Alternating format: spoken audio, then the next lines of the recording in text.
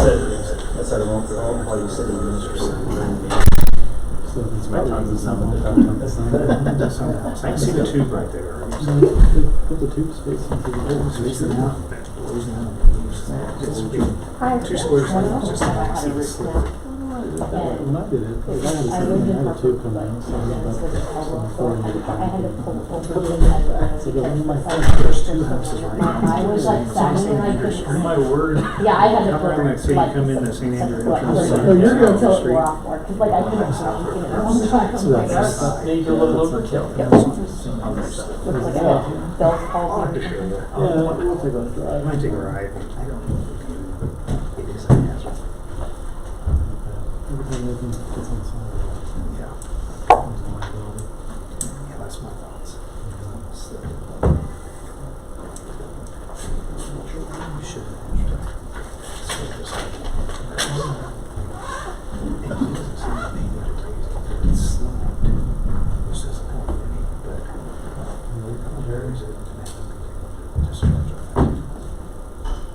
It's in Greensboro. He's in the same areas. He's Bring it, Mickey.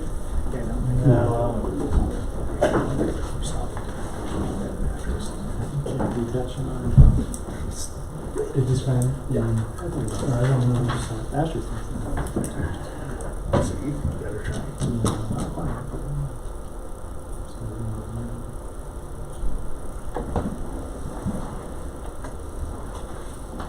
Good.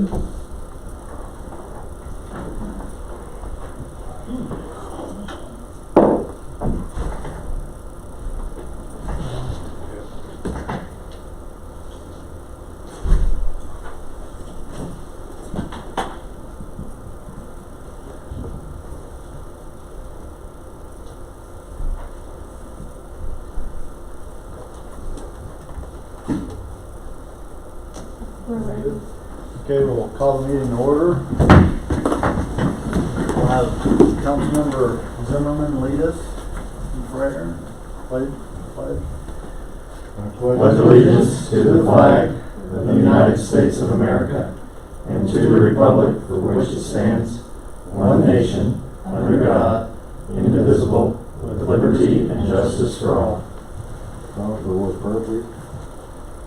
Lord, we're just ever so thankful that as citizens of this community that we have the privilege to serve our community in the manner that we have been given.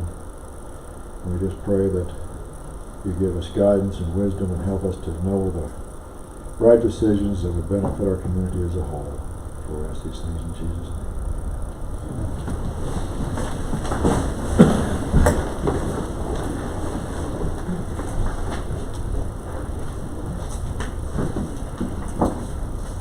Approval of the agenda? Motion approved.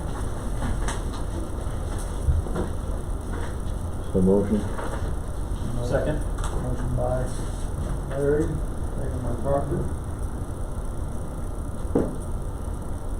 We all say aye. Oh, all those in favor say aye. Aye. All those opposed? Okay, motion passed. Item D, citizen comments?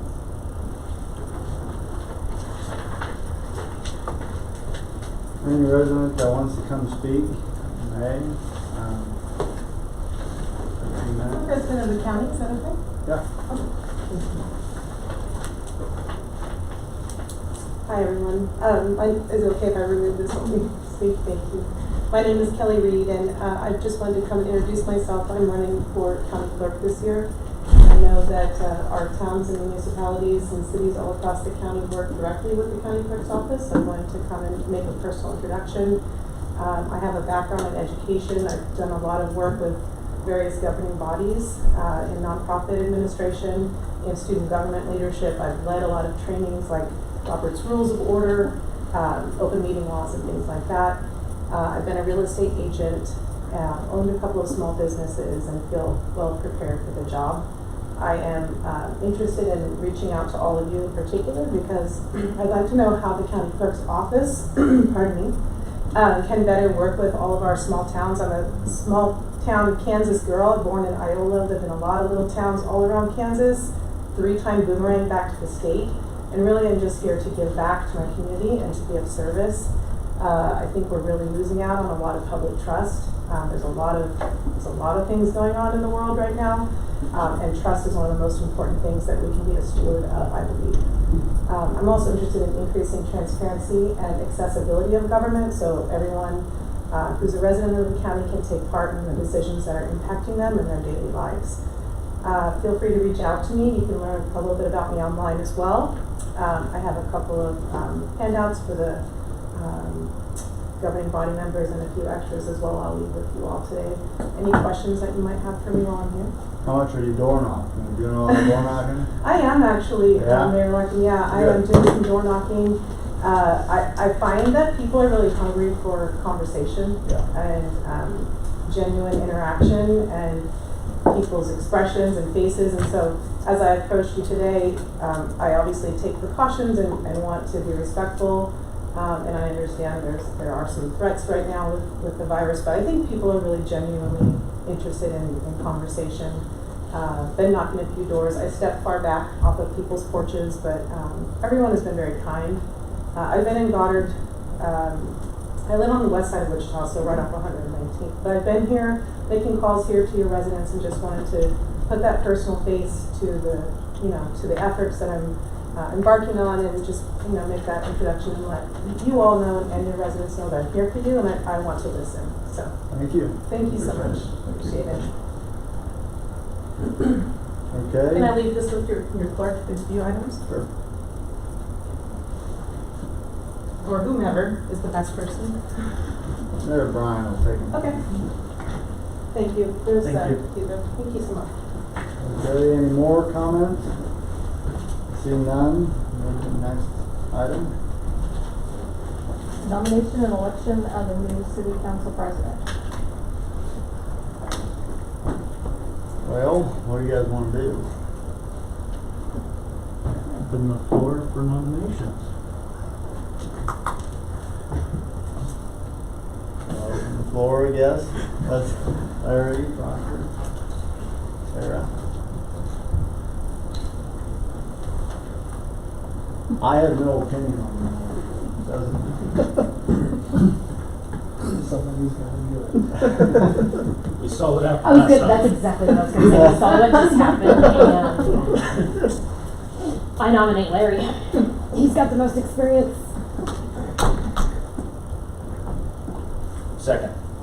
Okay, so motion by Sarah, second by Proctor. All in favor, say aye.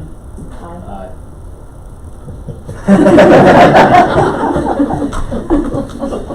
You want it or not? You are planning on resigning anytime. Okay. Aye. Yeah, okay. All opposed? Guess motion passes. Larry Zimmerman, council president. Approval of the consent agenda, which includes the regular minutes of August 17, 2020. Accounts payable dated August 19 for $56,224.65. August 26, 2020 for $310,043.69.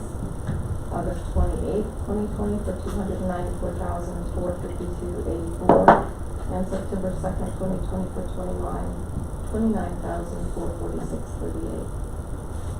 Did y'all take a look at accounts payable? All of you? Yeah, over 600,000 of that was for capital improvements for Arbor Creek and the lift station and water well number 4.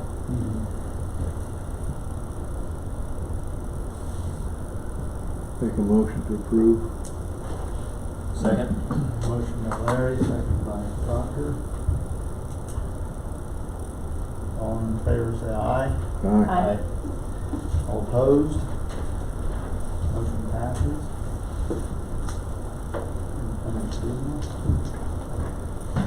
Item H1, ordinance authorizing bond sale for St. Andrews Fourth Water and Paving. Honorable Mayor and Council. This is the first part of a two-part action to finalize the issuance for St. Andrews Fourth, which is our final portion of the development there, just north of Holy Spirit and Dove Estates. The history of the project includes the original petition by the developer being received on April 4th, 2017, as well as the adoption of Resolution 1703 and 1704 for the improvements that are the subject matter of the financing here this afternoon. Resolution 1708 was unanimously approved on June 19th, 2017, that authorized the temporary notes issue of 2017-01 in the principal amount of $767,000. Cooper Malone was the best bid at an interest rate of 1.4% and a total interest payment of $34,898.50. Ordinance 853 was adopted earlier this year that levied the assessments for the improvements, and that occurred on July 20th, with the total assessment being $685,328.11. You might notice that the petitioned amount was more than the actual amount, and that's because the $767,000 is an estimate for the probable cost, but also includes contingencies and capitalized interest. So this lesser amount here was the actual final construction cost. Here's a breakdown of how that cost was derived, from construction to engineering, the issuance, capitalized interest, temp notes, and again, the total fee less the interest cost here this evening is $685,328. The ordinance before you authorizes the sale and issuance of Series 2023 with the principal amount, that's again with the addition of interest and associated interest costs. The bond terms from 2022 to 2041, redeemable after October 1st of 2027. It awards the bid to Central States Capital Markets with a true interest cost of 1.919%. So a really good long-term interest rate that you may recall our financial advisor Brett Shogren, who's here this afternoon, when questioned by Councilmember Zimmerman on that estimate, was we figured we would be good with a 2.0 to 2.5%. So it fluctuates, and so we're pleased with that. It also retires the temporary note that we spoke of and brings our total indebtedness that not all of this is subject to the debt lid of the city, but $17,167,000 total. The process for this assessment is identical to those used for other phases in St. Andrews, as well as all the other subdivisions within Goddard, and I might add also within the Wichita-Sedgwick County area and the Wichita Metro. The documents have been drafted by Bond Counsel Kevin Cowan of Gilmore and Bell and are based on the assessment and cost identified by city staff and the city financial advisor Brett Shogren of Stiefel Nicholas, who's here, and it has been approved to form by City Attorney Ryan Peck, also here to answer any questions. Are there any questions over the ordinance and the bids? If not, the process is to have a motion to waive the reading of the ordinance, and that can be done with a motion and a second and a voice vote. How close are we coming to the ceiling on our indebtedness? We have quite a ways to go. There are a lot of exceptions in there, and a good chunk of this is it is entirely growth. It's infrastructure. So the last calculation that was performed,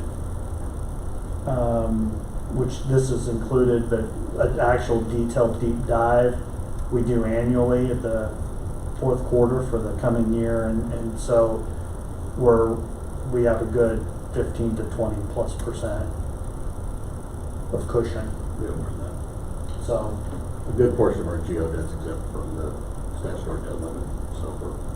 because it's, In addition to the legal ceiling, we're also operationalized, we're well outside of the threshold that we'd need for. which is 30%. So we're, with a 20% cushion, we're between 10 and 15. Make a motion to waive the reading of the ordinance. Second. Motion by Larry, second by Sarah. All in favor, say aye. Aye. Motion passes. All in favor, says aye. Motion to approve the ordinance. Okay, so we'll look for a motion. And a second, and that will require a roll call. Make a motion to adopt the ordinance. Second. Motion by Larry, second by Sarah. Roll call. Councilmember Zimmerman. Yes. Councilmember Leland. Yes. Councilmember Parker. Yes. And the ordinance 855.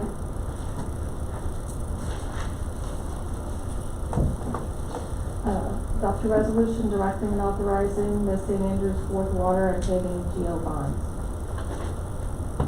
This is just a reiteration with the addition that this ordinance was just considered for the bond sale, establishing the parameters and conditions that directs staff, financial advisors, and bond attorney, and legal counsel to proceed with the execution of the sale.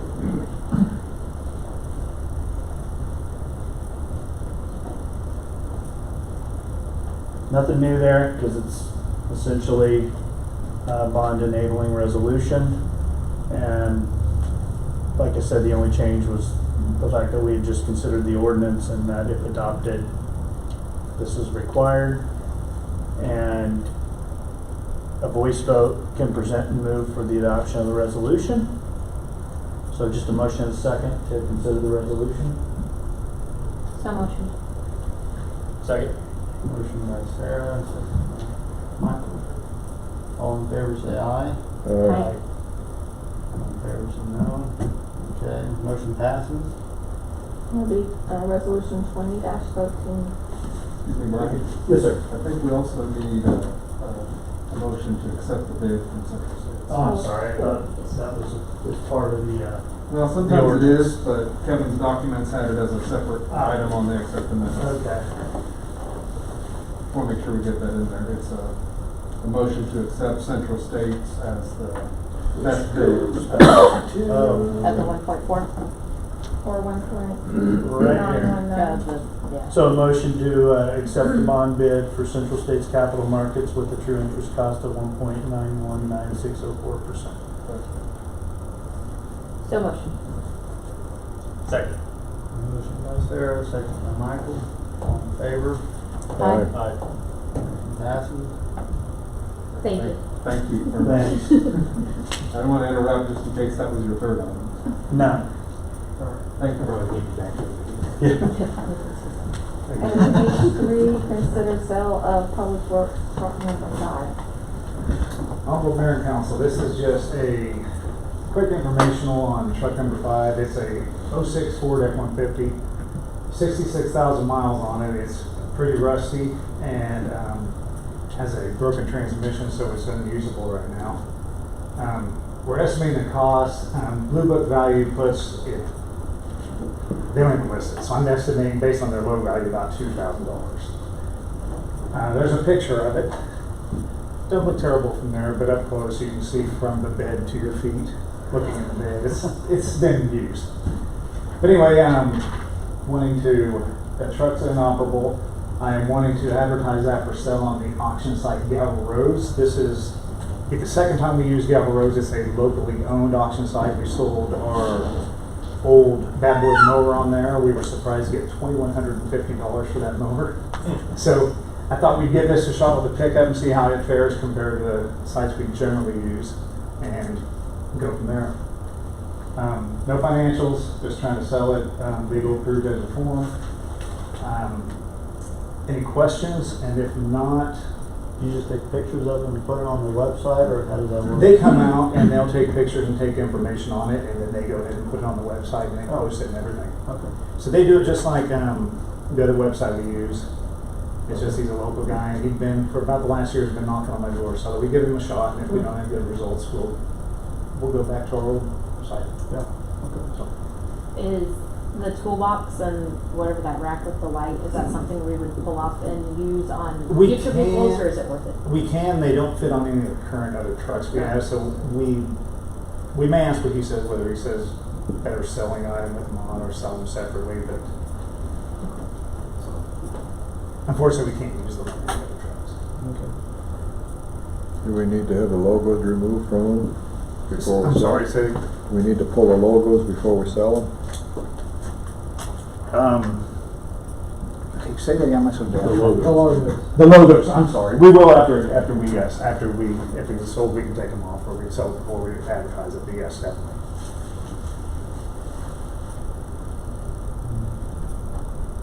Any more questions? Seeing none, look for a motion. Do we need a motion or just consensus? Do we need a motion?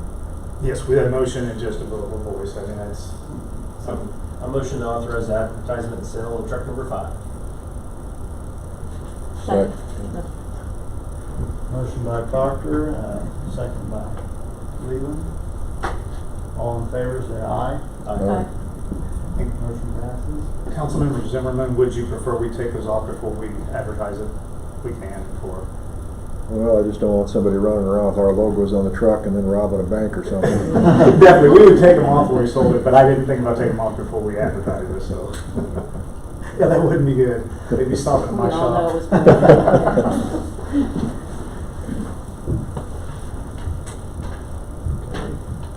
Item H4. Farmland lease agreement proposal. H4 is for the city-owned farmland that we picked up as part of the North Park Land Exchange with Tingahinka Park. It is just under 19 acres of ground, and it lies directly north of the Public Works facility.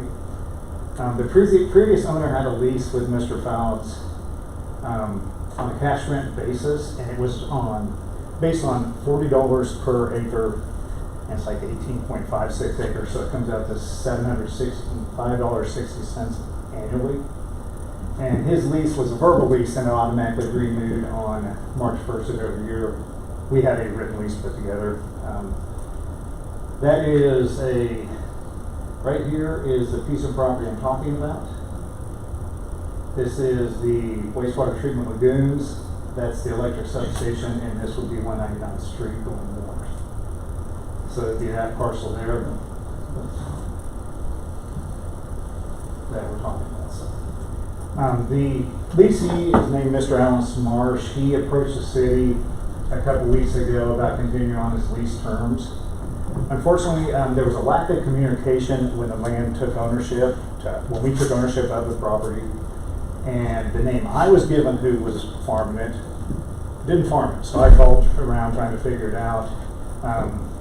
And finally, Mr. Smarsh contacted us and said he was still willing to lease that property if we'd go ahead and do so. Since he had not been told that the property had swapped hands, prior to contacting me, he had already worked the property 3 times to prepare it for planting. And he really wanted to get fertilizer on before it rained, and I explained to him that the lease had to come to council, but it was time sensitive, so he chose to put it on knowing that there's a possibility that council may choose not to go for it with the lease. But he has also fertilized that property, get ready to plant. As of right now, the city administrator and I have discussed possibly seeding it and planting it as grass for the city to maintain until the city came up with a use. But other than that, we've come up with no short-term or long-term plans that I know of for the property, other than planting and maintaining grass. If we were to allow the lease to continue, it would obviously accrue a little revenue for the city, we wouldn't have additional areas to maintain. And I feel like somewhat in our our interest to go in and at least fulfill this year's lease because the farmer had to put so much work into it due to the lapse of communication between the previous owner and us. Mr. Smarsh was unable to be here this afternoon, but he is aware that the lease has been put together and he has a copy of it. He's been farming for some time. Yes, sir. He's been farming quite a while. I don't know exactly how many years, but he's been farming. And he would really like to continue to farm it. Is there hunting allowed on that property, or? There was in the past, we asked that hunting be removed from this lease. Just for the sole purpose, we don't like folks jumping the fence to chase game into our wastewater lagoons for safety reasons. And so we've asked that be omitted from the new lease. That, and we have the burn site open, and in the past, there'd been hunting and firing in the direction of the burn site when folks are there, so it's just in our best interest. We've grown it up, it's probably time to move on. Okay, well, I guess I have any more questions. I think it only makes sense that we make some money off of it rather than it cost us money. Right. Okay, well, I'll look for a motion. Make that motion. Second. Motion by Larry, second by Michael. All in favor, say aye. Aye. Okay, motion passes. Item H5. 183rd Street frontage road, Stephen Mountain. Kind of a background of where we're at. We submitted a project application to KDOT back in November of 2018. We had some right-of-way acquisition issues, and because federal highway funds are required, that was a rather extensive process, including requiring appraisal and a secondary landowner purchase agreement, as we had originally agreed on $50,000. That had to go back because the appraisal came in higher, and so we had to amend that. During plan review, KDOT requested modification, and at that point, at the June 1st meeting is when we separated the intersection project at 183rd and Kellogg from the frontage road realignment, because KDOT wanted to coordinate that intersection project with the design scope of the R-Cut project that is currently in design. And so they authorized the bid on August 14th of this year, and Harlan with CED and our city engineer, they crafted the design for this, and this is kind of just a layout with 183rd being along the right side here. This is the current frontage road with the bank and a vacant lot that will be suitable for development, and then obviously two other lots. This here is Reserve A that will eventually be deeded to the bank from the property owner for the Seasons commercial development, which are these three parcels here. And so this is the new construction of the road. And then the current one, which will cease right here so that traffic local to the bank could still access this bank and this property solely, while still being able to access through access management protocols within the MUTCD for those two parcels as well. So the gray area is essentially what's under consideration for the bid report today. 5 bids were received on September 3rd, 2020. We had 2 types of best bids. We had the asphalt best bid from Pearson at $265,660.45, and a concrete bid from Prado at $291,836. The costs are contained within the 2020 to 2025 capital improvement plan for $109,900 for the city's portion of that, with construction costs being funded 100% by KDOT. Are there any questions over the bids before you? Harlan, is concrete or asphalt better for the city long term? Well, you kind of put me in a tough spot there, but I guess I would say probably concrete is maybe more of a better, a long-term solution, but with adequate maintenance, you know, both theoretically can have the same design life. Obviously the concrete is a more, is a higher initial cost, but then, you know, asphalt might require additional maintenance, crack sealing, perhaps a mill and overlays at some point during its design life, you know. Then you have to deal with concrete. If concrete does need repair, is the city set up to have the equipment and that sort of thing to repair concrete? Are we set up? I would say we probably would have to subcontract that out. I mean, we can patch potholes in asphalt, but you know, I think equally so in asphalt, we may not be set up to do a full depth asphalt pavement repair either. So, you know, I wouldn't let that maybe sway your decision one way or another. If we had to do a major, you know, pavement patching job on asphalt, we would probably have to hire that out as well. I don't know. Yeah, we don't have equipment to do hot mix and lay downs and things like that, so it would be something we'd have to contract with. So, I guess if it's okay, I just would like to share some additional information. I know Pearson Construction was low on the asphalt. We have used them.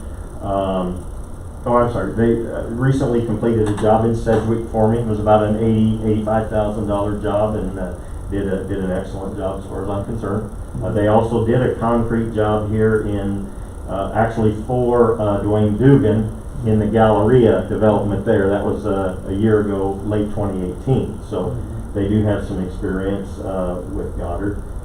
Prado did a sidewalk project in Goddard in early 2019, and that was their first time working in the city, and I believe we feel like they did a good job for the city, but it was a sidewalk job.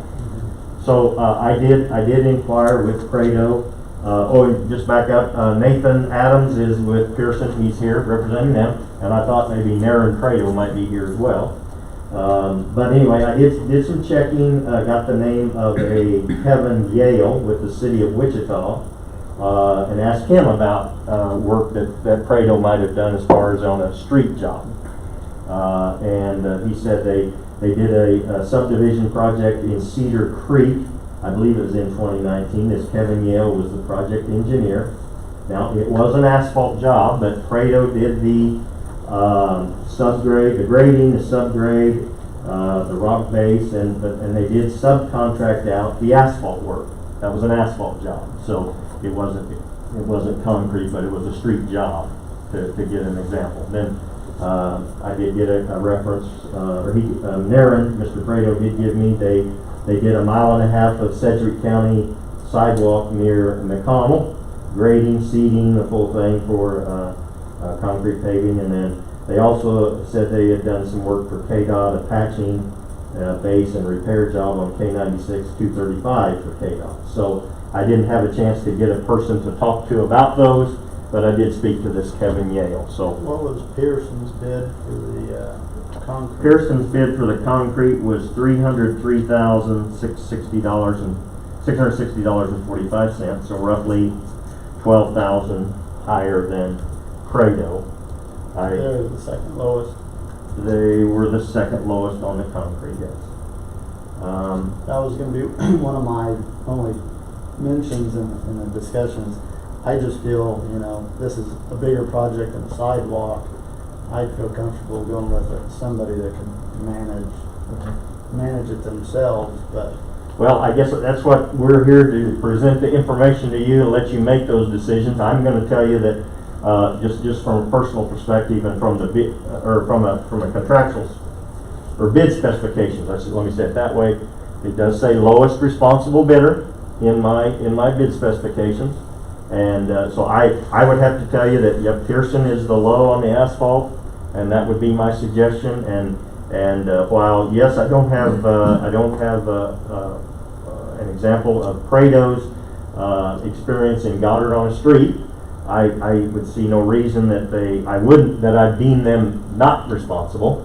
Okay, but again, that's your decision to make, and so with that information, I'm happy to answer any other questions. That is why I did check up on this one reference on a street project.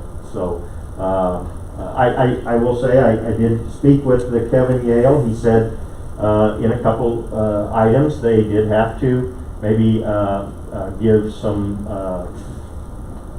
extra instruction, maybe to Prado on some items more related to grading. I guess they had to build a retaining wall and some sound barrier systems. It was more related to that. Is what he told me as far as giving instructions to Prado. So I really don't have a hesitation. I think Pearson's experience, I think, speaks for itself, and Prado, that would be the only comment I would have. And so really nothing in my mind which I would say, hey, they are not a responsible bidder, but just don't have a lot of experience, don't have any experience on streets here in Goddard. But that's not to say I don't believe they can do it, which I think they can do it. So. The breaking down of the asphalt on that road there in front of the Ace Hardware and stuff like that, is that just because the subgrade wasn't done right or something? Or? Yeah, I think that's a long-term base failure problem, and I know we've done several surface treatments there. We did a mill and overlay, and we actually had a company come in and where they actually recycled the asphalt. They milled some off, recycled it, and laid it back down. That's probably been 10, 15 years ago now. So, but yeah, and I believe, I think there's quite a bit of truck traffic maybe on that. There could be quite a bit of truck traffic. So I believe that's whenever you see alligator cracking and the state of deterioration on that road, it's probably a base problem that would require a full depth repair. Yeah. And who knows what the base was under that. So we have that into consideration on that asphalt, that it might have some heavy truck traffic. We have a common base that's pretty much industry-wide standard anymore, crushed rock base in which they grade out the dirt and lay down a geogrid, and then we bring in either crushed concrete or crushed rock on that. So either one of these alternates, it has the same base treatment, which is a reinforced crushed rock base, which is pretty much the standard in the Wichita market. So I don't see that being a difference between one or the other type of surface treatment. How often does Wichita do asphalt? I would say primarily arterial roads. You know, they might go to concrete, but most residential type streets are asphalt, just because it's low bid and developers want low bid. You know, they want the lowest price because that just means lower specials for their homes to have to pay. So, you know, you in this situation, yes, I mean asphalt could or should probably perform as well as concrete, but again, in general, I would say concrete has maybe a longer life, perhaps with less maintenance. Okay, they probably have equally lives. I'm sorry, I said longer lives, but you know, 20 to 30 years for a pavement would not be out of the norm for either pavement. It's just the maintenance that has to be done, and I would say asphalt requires more maintenance. But again, you have to be set up to maintain concrete as well. So I'm not maybe giving you something to hang your hat on here, one or the other, but just all different factors that have to be considered. If concrete starts going bad, you got to replace it. If pavement goes bad, you can grind it down and resurface. You can mill and overlay it, yes, that's true. And again, but that's again beyond our capacity. We'd have to hire a contractor to come in and do that. What would be cheaper? The concrete at that point or the asphalt, just mill and laying over? Well, you can't really mill and overlay. Well, you can overlay concrete. We've done that out at the airport. I would say the mill. Well, I'd almost say the cost is going to. If you milled off concrete and overlaid it with asphalt, you're essentially the same amount of work and materials that you'd have with. But typically, if you mill and overlay, for example, we did some work out at the airport in which we just did an edge mill. We just do a 6-foot wide edge mill to get a lip down in front of the curb that we can lay the asphalt into, and then you just raise the crown 1.5 inches or 2 inches. Whereas if you milled the asphalt theoretically, you'd probably mill it all off, but I guess you could do the same. There's quite a few variables here for me to say, absolutely, one's absolutely cheaper than the other as far as mill and overlay. So, Well, there you go. and I guess I'd just say KDOT did get back with us today, and they said either option is okay. It's the city's decision. Whether they'd say if you, let's say you jumped over Prado and selected Pearson for the concrete alternate, I don't know that would be a problem, but that'd probably be something we'd have to check with KDOT to verify. I'm going to say, they'd probably say, well, if you determined Prado wasn't well qualified enough to do the concrete, then that would be your basis for saying that. I just looked up like the websites, and Prado doesn't even have like a website or anything. I'm not too Yeah, familiar they've with probably it. just come on the scene in the last 2 years. Yeah. Yeah.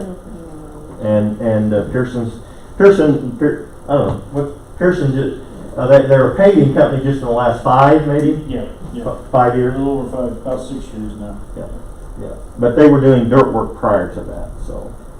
I just think you probably should stay consistent with what we have, because if we move on down to 167th with that access road, then it's gonna, are you gonna wanna concrete that whole stretch, or are you gonna wanna? Well, the south side of the road is concrete. Yeah, that's true. The south frontage is 100% concrete from. Well, I mean, to me, my opinion, I feel comfortable with Pearson, and it's a little cheaper, so that's just my opinion. Yeah, Whatever. isn't the state paying for it though? KDOT's paying for it? Yeah. Yeah. I mean, not that it's worth wasting money, but if it's gonna have lower maintenance, it would be less headache for the city and match the other side if we had concrete. I'd be more in favor for concrete, for just, because it's right next to the highway anyways, because one of the arguments I heard in a previous session on a neighborhood was whether concrete or asphalt in neighborhood. Concrete's a little noisier, but it's right by the highway anyways. So I'd be more in favor of concrete, and I'd also be in favor maybe of Pearson just as a track record, if that was a possibility. Because no need to have a bunch of headaches with a new contractor. What do we do to look into that? Well, I think, go ahead. Well, I was gonna say, I think we'd have to table the bids to inquire.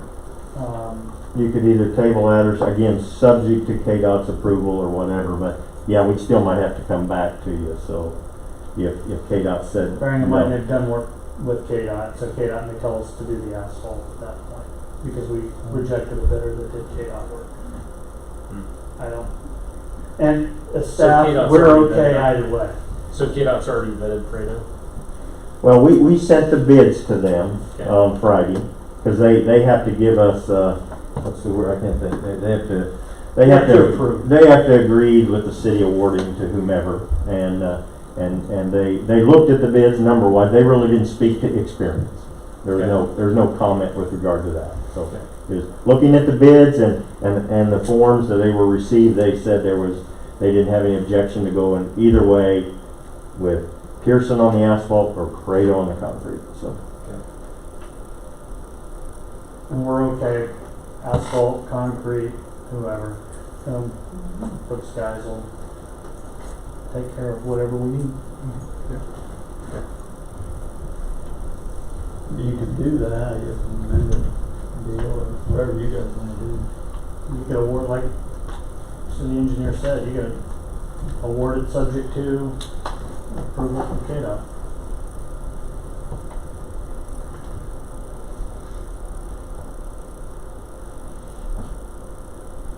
We'll look for a mic. Okay, motion, for, what are we gonna say? To award the concrete, bid to Pearson, subject to, or? Well, the dollar amount, yeah, I'll share the dollar amount's $303,660.45. $303,600.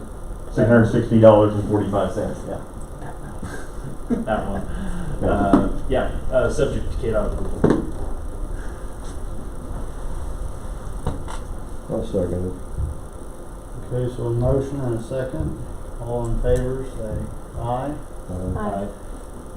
Motion passes. And just for my information, if that gets approved, I'm sure Fredo's gonna ask me what was the kind of will was just because they maybe didn't have any track record with the city on Lack of streets. experience, yeah.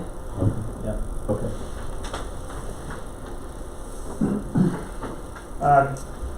Honorable Mayor and Council, for the City Administrator's report for September 8th, just Star Bond disbursements, we're still have approximately 1.2 million remaining, so just under 5%, with 95% being expended year to date. You can see the kind of the progress of the site development going forward. This is August 17th, and this is the 31st. You'll notice that the footings are poured for the health club component and the child care facility, and then along the west side there, they're beginning the soil and compaction work for the hotel, which is also visible here. Arbor Creek, just kind of showing you the progress from the 17th to the 31st. And this view is looking southeast from 23rd Street and then the turn into the school complex. 245 lots currently in Arbor Creek. Cloverleaf, you can see that on the 17th, the roads as well as utilities freshly installed, and now some of the duplex footings are being poured along Martin's Court. We have 28 lots for single family with 4 already sold and a total of 52 homes, 22 duplex along Martin's Court, which you saw here currently under development. Where did like those townhomes go in? I talked to Kelsey the other day, and Twin are they homes? pretty much the same thing? Twin homes? Yeah, twin homes, right? Yeah, a twin home, yeah, the difference is a duplex is owned by one individual and both sides are rented, right? And in a twin home, one side is owned by one individual and another side is Oh, owned by so another. they're selling those out. Correct. Okay. hmm But they'll be in that same area though. On Martin's. Yeah, okay. Well, no, the twin homes are actually going to And be, then here's, twin homes are going to be actually more on the east side. Oh, okay. They're going through a boundary line adjustment, and then right here, when they actually do the development, they have to go through lot splits through the planning commission. okay, with the duplexes here. Yeah.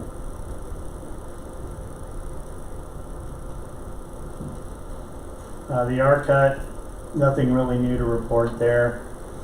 We do anticipate the timeline being pushed back slightly as KDOT has requested some minor design changes which require additional stormwater calculations. Brian, if I could add something Yes, there. sir. We just found out Friday, I guess they're going to include reconstruction of the eastbound lanes with this Right. project. Now, that's a KDOT funding, that's not the city. It'll run budget. concurrently to the project. Right.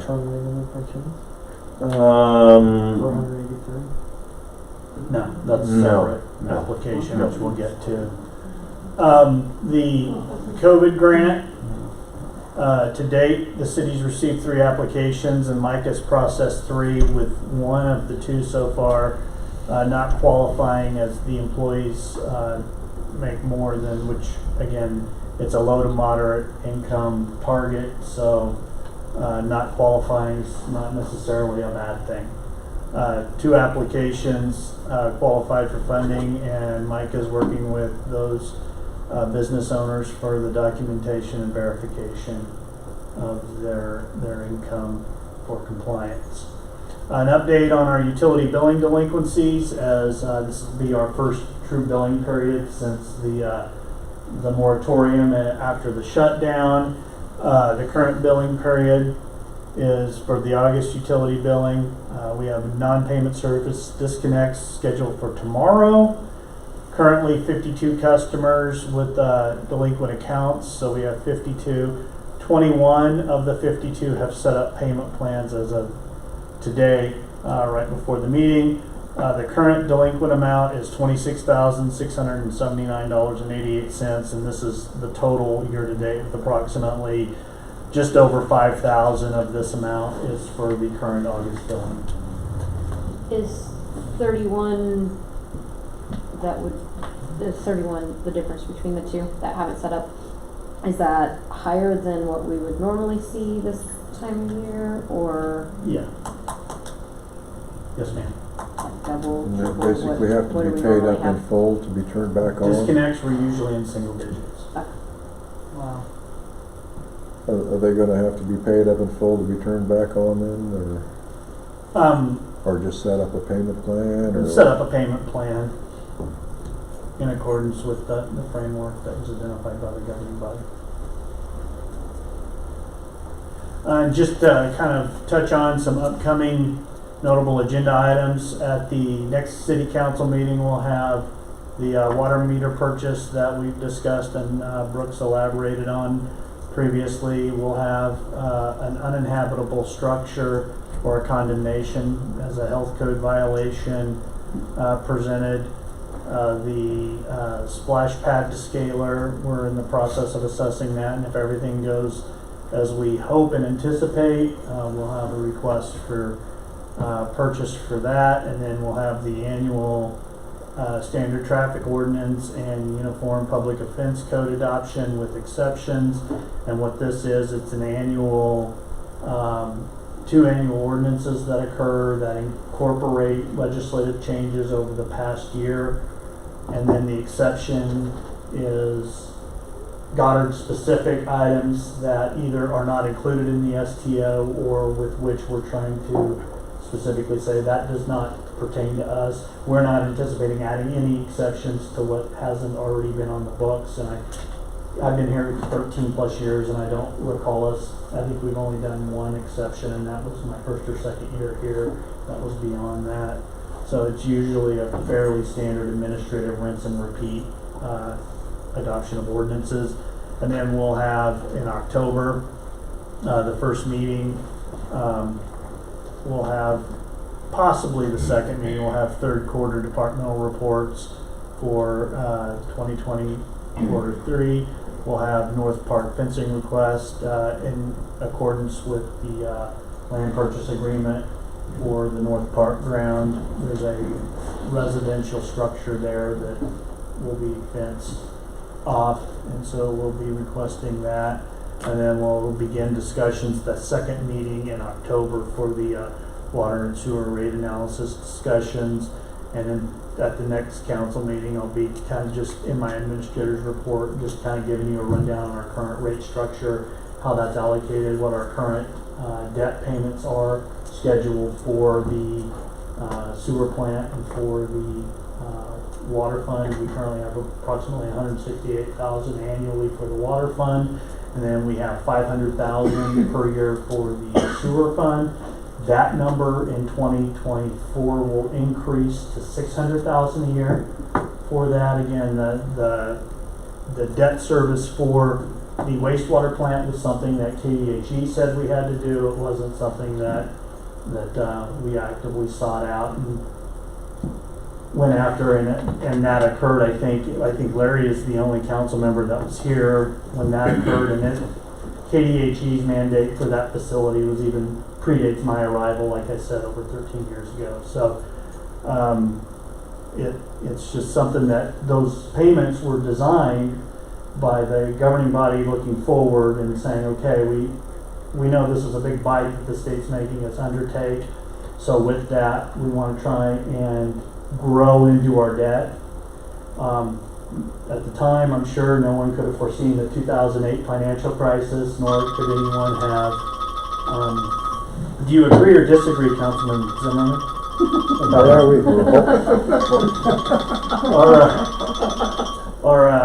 Or the 2020 COVID issue. So it's something that we're fortunate that we have had these escalators and we have been able to grow into that. The population since I've been here has not quite doubled, so it is much better than it was, so that financing has certainly helped that structure. It's just, again, we've had two once-in-a-lifetime kind of great resets occur. So at some point, again, that time has come, and so we'll have that discussion in October, and then we'll begin discussion in November for community center, how we want to take options for the care and maintenance and rehabilitation of the structure, and how we want to proceed on that. And then we'll also at that point begin working on our 2021 work plan in November and December for the roadmap ahead. Again, basing that off of the community vision plan and the business plan that was adopted out of that you see about once a quarter that I usually do to kick off the third quarter department reports. That concludes my administrator's report. If there are no questions at this time. Is that lagoon paid off yet? Yes, sir. We made our last payment in September. So we should be able to use So $35,000 essentially now is applied to, in theory, is applied to the debt payments for that $500,000 to $600,000 annual increase. So that's, again, something that could be directly applied to. It's not anything that would reduce the debt service fee. Obviously, we could reduce the debt service fee and then in another year or so raise it. What we've historically done is tried to do small incremental increases so that we have that full increase in payment in place for the application of the debt payment, so that it's not this one big jump in price. It's incremental, and we've always applied that rate increase essentially in the autumn, so that it's right after the high peak, high consumption season when the utility rates are based upon consumption are at their highest. So what happens is we the approach we've used is to raise the floor. So rather than going down and then having a big raise up, the drop down isn't as far as it previously was, so that we're able to have the debt capacity on hand to make or the cash on hand to make that debt payment. And we try and time it so that it minimizes the direct impact on everyone. There's a little history on that. The state made us come in and put that lagoon in because we weren't meeting our standards for efficiency and whatever. And it wasn't hard. But 2-3 years after that, they turned around and said, no, you need lagoons, or you need a wastewater treatment, mechanical treatment. Yeah, so after we spent the money to comply, then they turned around and said, you aren't complying, you need this. So then we're stuck with both of them.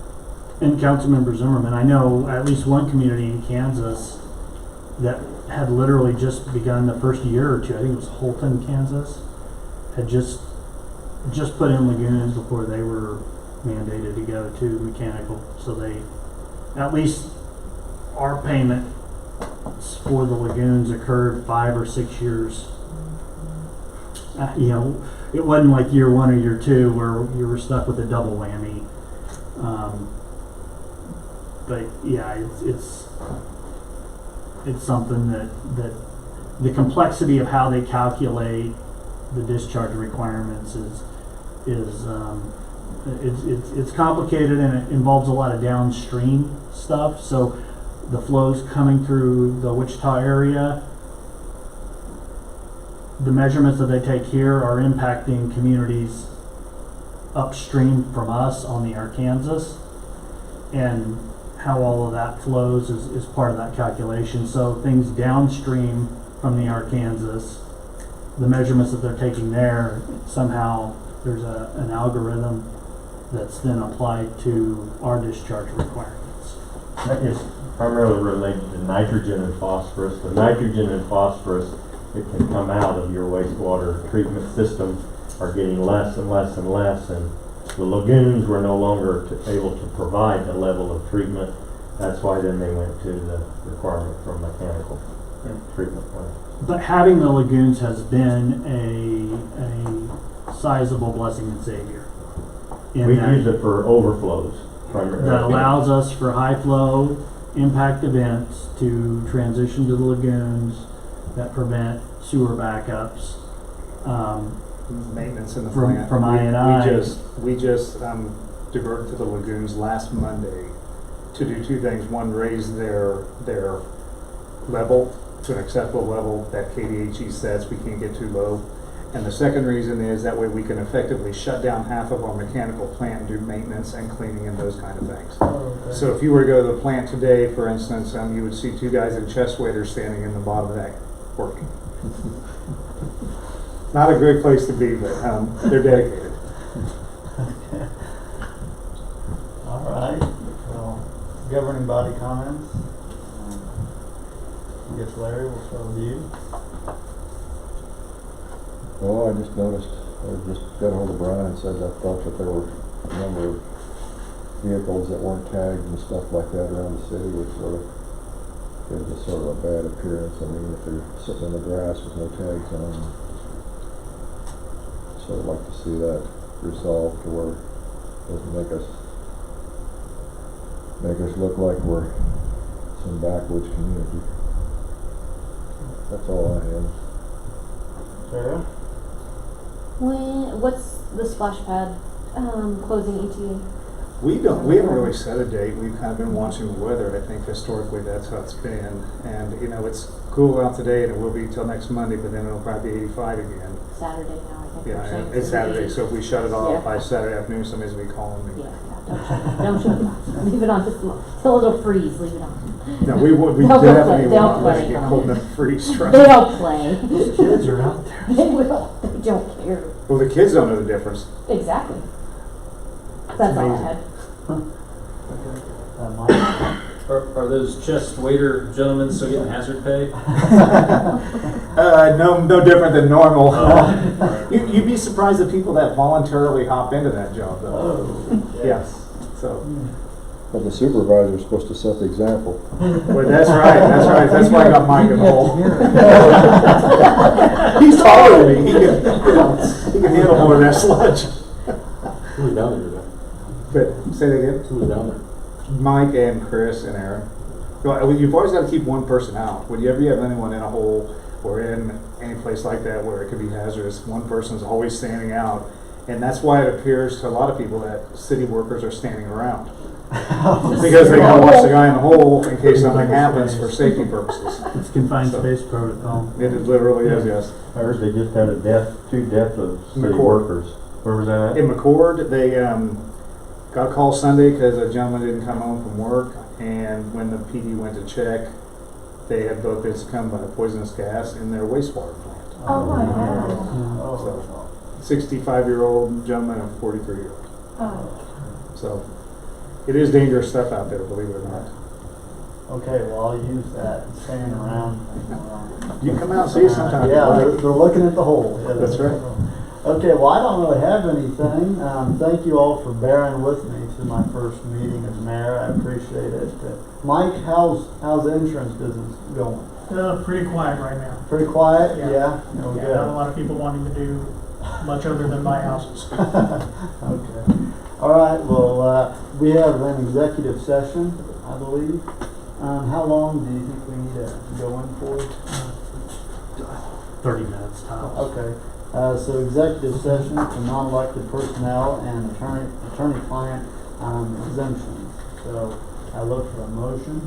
So motion. A motion to discuss individual employees' performance pursuant to the non-elected personnel exception with the city attorney and city administrator to attend for a period of 30 minutes, as well as for consultation with an attorney on matters that would be deemed privileged in an attorney-client relationship in accordance with the KSA stated there. That has to be the official motion, Okay, by the way. okay, so that's, What he said? I motion what he said. Second. okay, all in favor say aye. Aye. Aye. Okay. Motion passes. Great.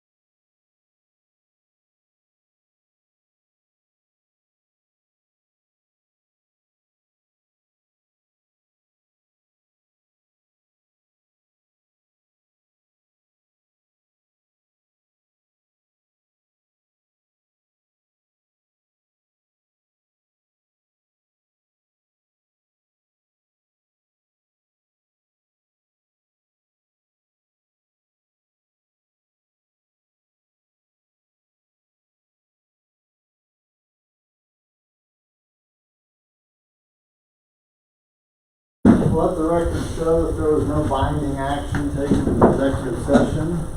And I look for a motion to adjourn. So motion. Second. Motion by Sarah and second by Michael. All in favor say aye. Aye. All right, motion approved.